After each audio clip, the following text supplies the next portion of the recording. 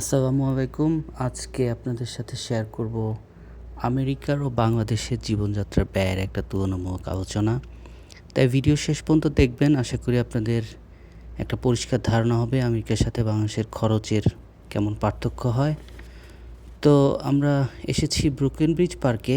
এখানে একটা আমরা ছোটোবেলায় ঢাকা শিশু পার্কে যেমন ঘোড়ায় চড়েছিলাম তেমন একটা ব্যবস্থা আছে।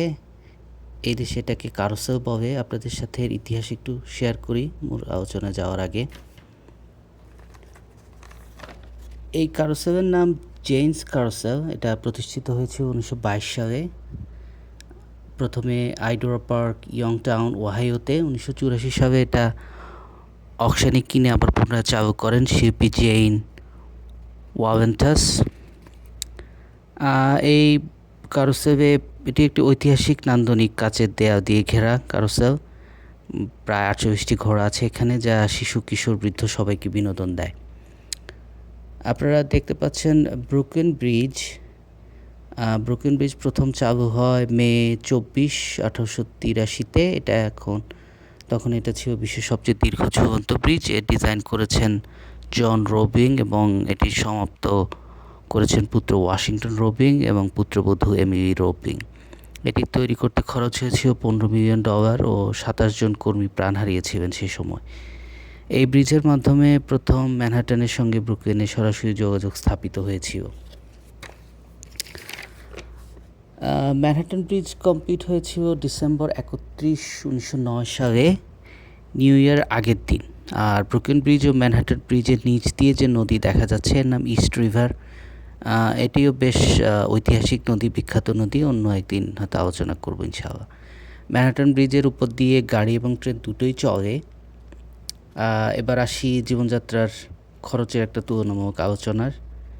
উদাহরণ হিসাবে আমরা নিতে পারি $1000। আমেরিকায় $1000 আমাকে কী করা যায়, কদিন চলা যায় এবং বাংলাদেশে কদিন চলা যায়, এটা একটা আনুমানিক ব্যাপার, তাই সবার সাথে নাও মিলতে পারে। নিউ ইয়র্কের এক বেডরুমের বাসা ভাড়া আনুমানিক $2000। তাই এই ডলারে আপনি 15 দিনের বাসা ভাড়া দিতে পারবেন। $1000 4-5 জনের পরিবারের সারা মাসের বাজার খরচ হয়ে যাবে। মাছ, মাংস, চাল, ডাল সব আনুষঙ্গিক বাজার। $1000 টাকায় কনভার্ট করলে প্রায় 1,25,000 টাকার মতো হয় এখনকার হিসাব অনুযায়ী। এই টাকায় ঢাকা শহরে ভালো এরিয়াতে মোটামুটি 1 মাস রাজারহাটে চলা যায়। এমনকি আপনার যদি গাড়িও থাকে তাও এই খরচে বেশ ভালো চলে যাবে। আর যদি মফস্বল শহরে হয় তাহলে 2 মাস চলতে পারবেন। আরেকটা জিনিস বলতে পারি, আমেরিকা আপনার গাড়ি থাকবে $1000 2 মাসের গাড়ির খরচ হয়ে যাবে, তেল, ইন্স্যুরেন্স ইত্যাদি মিলিয়ে। আমি অবশ্যই এটা নিউ ইয়র্কের হিসাব বলেছি। অন্য অনেক স্টেটে যেমন ফ্লোরিডা, ওহাইও ইত্যাদি জায়গায় $1000 ক্রয় ক্ষমতা আরও বেশি। $1000 ওইসব অঞ্চলে এক বেডরুমের বাসার ভাড়া দিতে পারবেন আনুমানিক 20 দিনের। তো আর বাংলাদেশি রেস্টুরেন্টে যদি খান, দুপুরে ভাত খান, ধরুন 2 জন, $1000 আনুমানিক 20 দিনের খাবার খরচ হয়ে যাবে। আমেরিকায় যদি আপনার বাড়ি থাকে তাহলে $1000 আনুমানিক 10 দিনের সমপরিমাণ মর্টগেজ দিতে পারবেন। যদিও amount state to state vary করে, তাও এটা একটা অ্যাভারেজ হিসাব ধরলাম।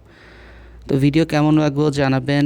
লাইক কমেন্টস করে বলতে পারেন বাংলাদেশ আমেরিকা আর কী নিয়ে এরকম তুলনামূলক আলোচনা শুনতে চান।